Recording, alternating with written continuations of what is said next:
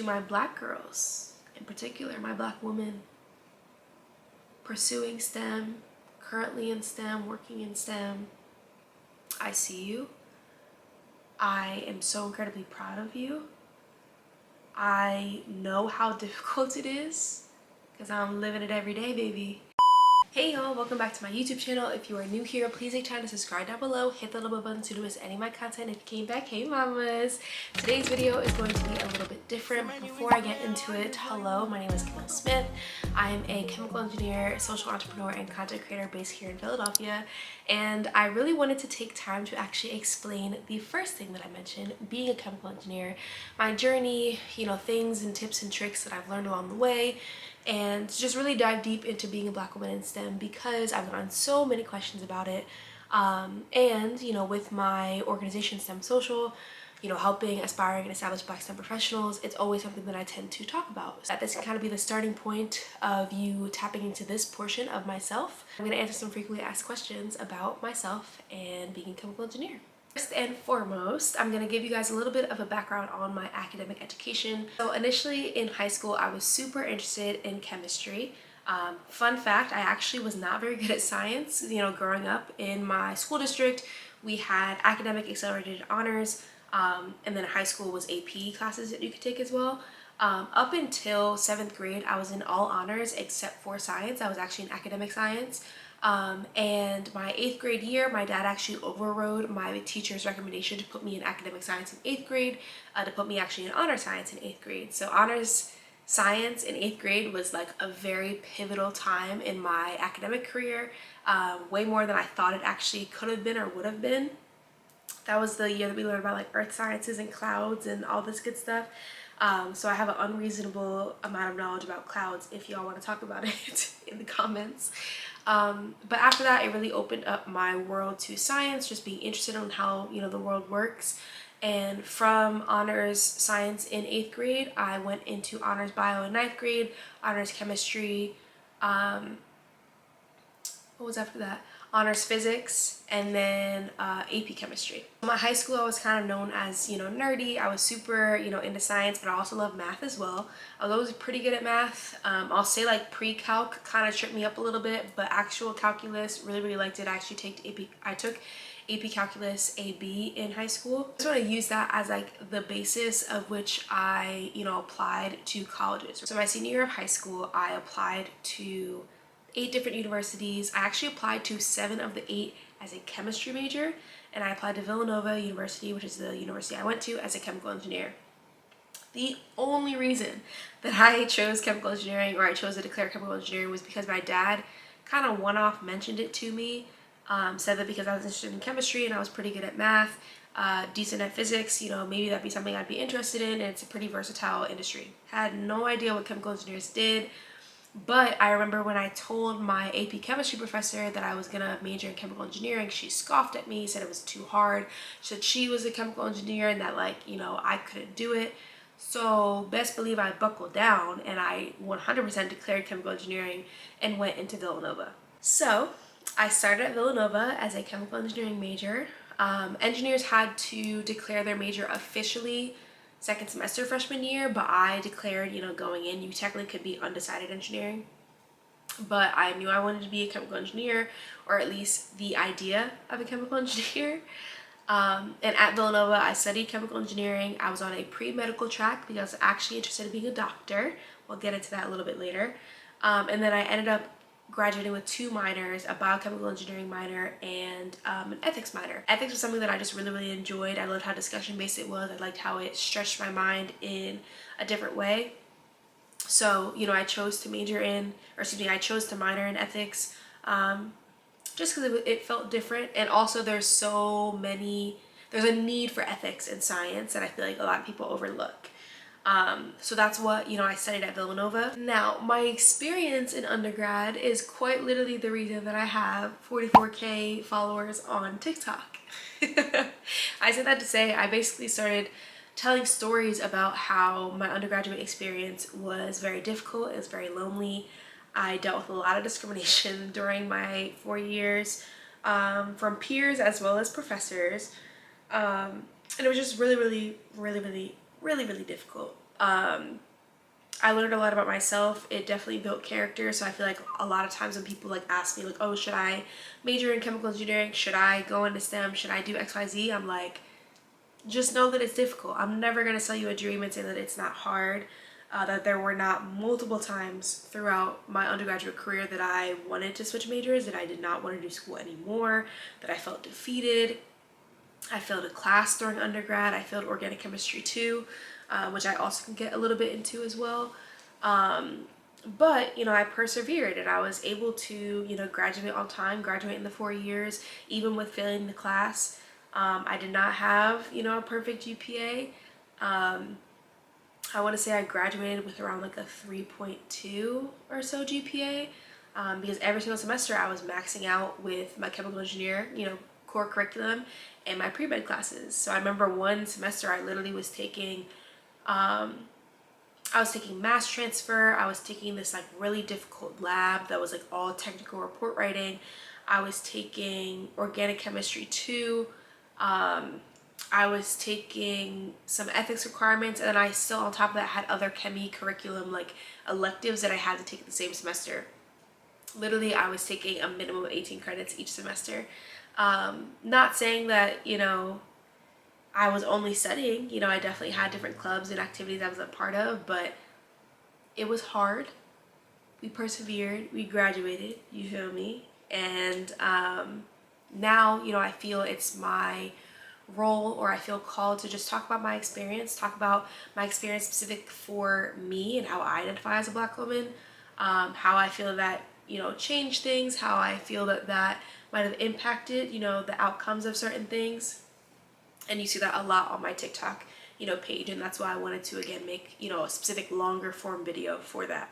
Another question that I get asked very often is, would I do it again? If I knew exactly what was going to happen, what was going to transpire, would I start all over from the beginning and do it again? And it's a hard question because, again, it's all theoretical. I like where I ended up, and I'm going to talk a little bit more about like my career now. I went through a lot of heartache, a lot of mental turmoil, a lot of emotional turmoil. But again, I like where I ended up, and I like the industry that I'm in. I like the versatility that chemical engineering in particular can offer me. Chemical engineers can be in basically any industry. I personally chose Biofarm. You can be in food sciences, you can be in oil and petroleum, but don't do that. You could be in biomaterials, you could be in small molecule, you can be in upstream process development, downstream process development, you can pivot and go into consulting. You can literally do so much. I think my class in particular was so interesting because like we literally pivoted into so many different industries. Someone that I went to school with, I recently saw on LinkedIn, is in law school. I think what's so cool about chemical engineering in particular is it teaches you how to think. Yes, there's like all difficult classes and, you know, blah, blah, blah, so on and so forth, but it teaches you how to problem solve. It teaches you how to think through problems. And it's almost like you feel like you're drowning, or at least I felt like I was drowning all 4 years. But then when I stepped into my current work environment, so much clicked. Like so much was so easy for me to understand. And I didn't know at what point, you know, things started making sense, but like then I'm like in these, you know, work conversations and I'm like, oh, well, clearly, you know, this is happening because of this. And I refer back to, you know, a concept from thermo or a concept from mass transfer that I learned that I felt that I was not learning, but I still was, you know, observing, or that I still was, you know, absorbing at some point, right? So I really, really do like that. So yes, I would do it all over again. I wish I didn't experience a lot of that along the way, but I love where I am now, and I know that I can really pivot anywhere that I want. So I mentioned before, I chose Biofarm. I graduated from Villanova in 2020, and I graduated from my university in 2020, and I started working at my current company, I want to say like a few months after. So I graduated in May. I think I started in July 1st in particular. So I'm coming up on actually 4 years, which is crazy. yeah, so like I currently work in upstream process development. I now am a senior upstream process development scientist, period. I just got promoted after like 3.5 years or so. And basically I optimize processes. I work with mammalian cells, CHO cells in particular, which is Chinese hamster ovary cells. I work with our bioreactors. So basically the CHO cells will create a antibody that we want, and it's our job to optimize that process as much as we can to get that product so downstream can purify it. Drug product can do stability tests and all that good stuff. So it's really, really cool. I think I was literally having a conversation with somebody today that was new to the company that like my field offers a level of competency, like you can gain a level of competency over time that I really enjoy. So like, you know, after 3.5 years, you know, you have a certain amount of experience under your belt that you feel is like good, and you feel like comfortable that you can stand on, you know, your technical knowledge. But it also offers, you know, problem solving, because whenever you're working with living things, you know, things are always not necessarily going to go the way that you want them to, right? So I really like that, because I know about myself, I do tend to not perform very well when I'm bored about something. So like I'm never bored at my job, never bored at all. And now as a senior scientist, I can actually like design experiments based off my technical knowledge as opposed to just execute the experiments, right? So I really, really like it. If y'all want to hear specifics about my job or anything in particular, just comment that down below and I will be going through and answering any questions. Now, I will say that when I graduated, I was really looking for a Black community, specifically within STEM. I was involved in different organizations in undergrad, NSBE, National Society of Black Engineers, SWE, Society of Women Engineers, but they weren't offering the amount of yearly programming that I wanted to see and that I was like craving at the time. So I created STEM Social, which is a hub for aspiring and established Black STEM professionals. We offer year-round programming in the means of 2 different types of events. We have Black Women in STEM meetups, which are again specifically for Black women. Those are activity-based. We've done bowling, ceramics, we've done mini golf, we've done a bunch of different stuff. And then we also have Black People in STEM Mixers, which welcome all Black people in STEM to come socialize.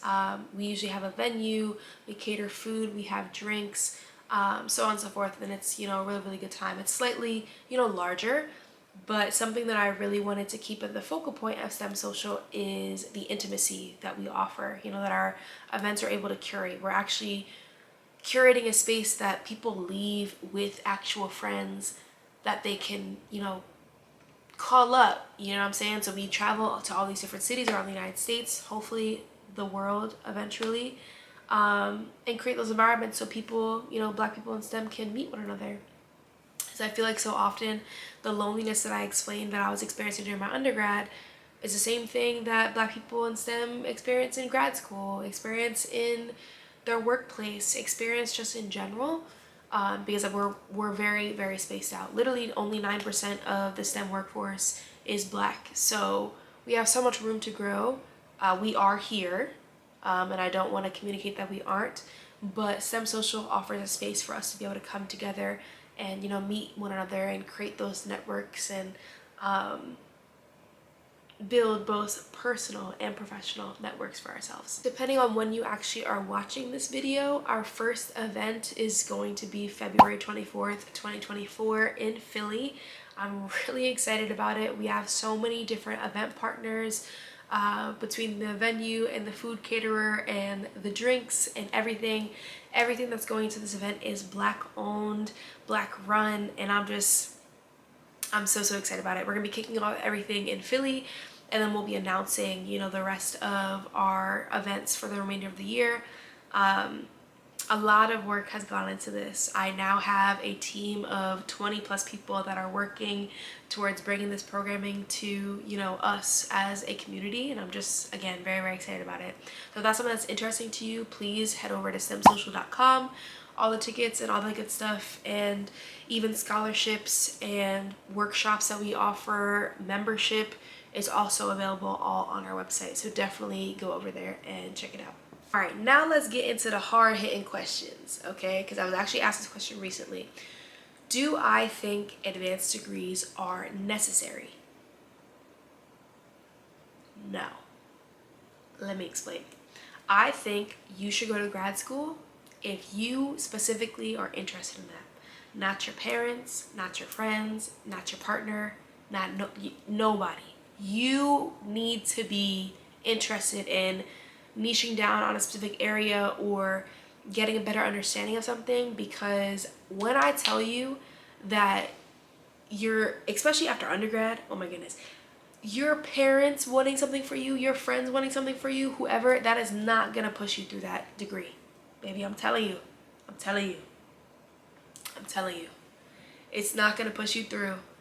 But if you're interested in getting a degree, I 100% think you should. You know, I think knowledge is power. That's something that, you know, my parents were very adamant about growing up.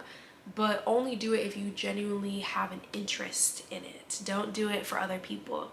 Now, I will say that your entry point into whatever industry you end up going into, minus academia, because I don't know too much about it. I've heard some horror stories, but that's not my level of expertise. My understanding of what I've observed during my time in the industry is that if you do have an advanced degree, a master's degree, a PhD, your entry point into the organization will be at a higher level than without it. But I've also observed, you know, within my specific organization and like the industry as a whole, that if you are like me and you come from, you know, undergrad straight into working an entry-level position, the time that it takes this person to finish their degree and their entry point, you're just gonna have the same amount of years of experience, and you most likely, ideally, barring any political politicking at the workplace, will most likely be at the same point when they're finished with grad school. My best example is, at least at my company, PhDs usually come in at an investigator role. I started as an associate scientist, which is technically 2 levels below that PhD, you know, investigator role. But I also have coworkers that also have bachelor's degrees, and, you know, in 5-6 years, they were also promoted to an investigator. So PhDs usually take, you know, 5 or 6 years. So that's what I'm saying. Like, if everything happens ideally, that person's with the advanced degrees entry point will just be here, as opposed to the person with the bachelor's degree will just be working towards, you know, that. So it's really a function of how you want to spend your time. I personally chose to spend my time working. At least right now, I have no interest in getting an advanced degree, at least as it relates to like a science degree. I have considered an MBA. We'll see. But that's just not my ministry. It's just not in the cards for me personally. I'm rooting for all my friends in their PhD programs, because when you get that degree, you know, I'm gonna be first row screaming Dr. So-and-so. You feel me? But as of right now, there's gonna be no Dr. Smiths, no Dr. Camille Smiths for me. Now I'm scrolling through some of my TikToks because people always tend to ask me questions on my videos when I talk about different things. A video that I made recently was talking about why I chose to not go the medicine route. So as I mentioned before, I was studying chemical engineering, but I was also on the pre-med track as well. And there's a whole host of things that was kind of leading up to it. But I failed the class my junior second semester, which is not the end all be all. People fail classes literally all the time, okay? But it really shattered my confidence. I think something that a lot of high achievers have is an unhealthy relationship between their self-worth and what they're able to produce or what they're able to do. And I definitely had that at that time, especially during undergrad. I've definitely worked on it since then. And I just kind of immediately shut off even the remote possibility of being able to go to med school. Yeah, like literally was like, look, I'm stupid, like can't. I did end up taking that class again my senior second semester because I needed it to pass. And I just kind of like gave up on it. Now again, I graduated in 2020. the quarantine was happening, you know, everything was kind of like shut, you know, so I was like, ah, like, okay, like whatever, I'm just not gonna think about it too much. But then it kind of did revitalize a little bit. I started working, and I really did like, you know, we're making medications, right? We're hopefully going to be improving people's, you know, quality of life, and I liked that concept. I was actually very lucky to be working on medications that potentially, if commercialized, I could actually use, which was cool. So I don't know, I really like the research side of, you know, my job and like what I do. And I met one of my coworkers, ex-coworkers at this point, and I realized that he was actually interested in going to med school. He was studying for his MCAT, and I was like, oh, like you were gonna do this too? Okay, cool. Because initially I was like, all right, I'll start working, but like I'm gonna end up going to med school, like it's fine. So I started studying the beginning of 2020, end of 2022, beginning of 2023. I started studying for my MCAT exam. I actually took a Kaplan course. I got books.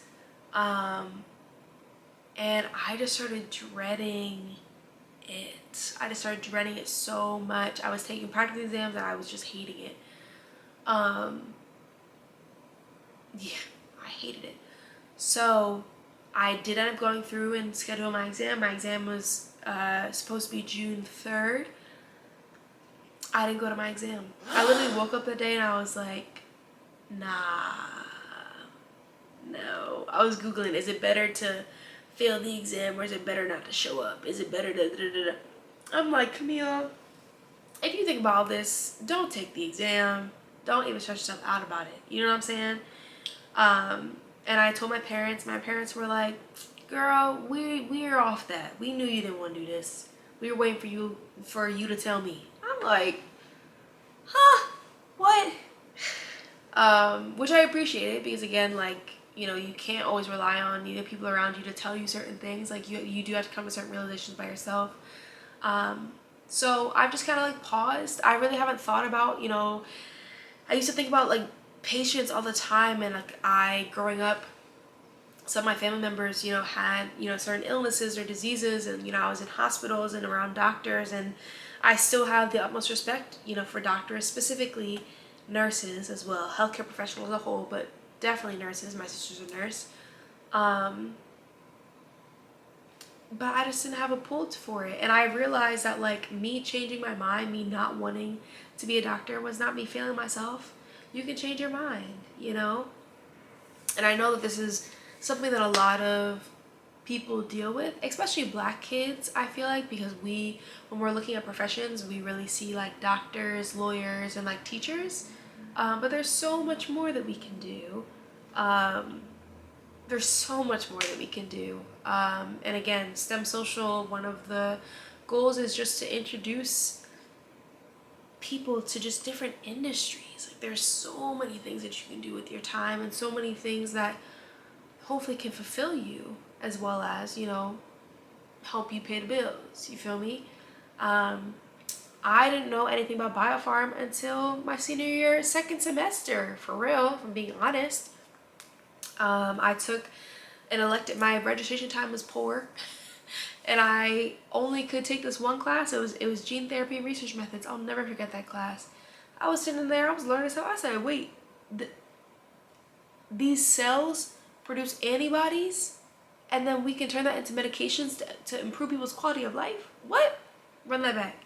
And I literally became obsessed with the concept, like gene therapy in general, like CAR T therapy, like personalized medicine, just like the concept of it.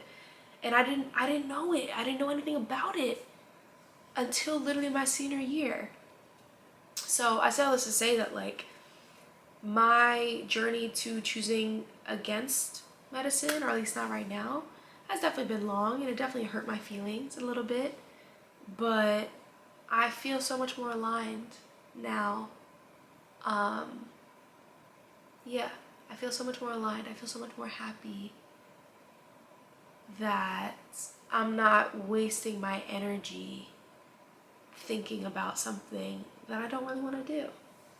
So that's why I kind of chose. Hopefully that story helps somebody, because I know hearing it from someone else would have helped me. I think my last piece of advice is do not be afraid to do things that are hard. Please recognize that failure is a part of life, and especially a part of STEM, science, engineering, math, art, all of it, tech, all of it. Failure is required for continued innovation. Okay, so I think although failing my class my junior year was very jarring, I don't want to say it wasn't. It was almost like necessary because it really did shift my perspective of like, fail forward, fail often, ask as many questions as possible. There are genuinely no dumb questions. Seek to understand. And to my Black girls, in particular, my Black women pursuing STEM, currently in STEM, working in STEM, I see you. I am so incredibly proud of you. I know how difficult it is because I'm living it every day, baby. But that classroom, that department, that office would not be nearly as far ahead as it is if you were not in it. And we need to continue to take up space. Okay? Do not shrink yourself for other people to feel more comfortable.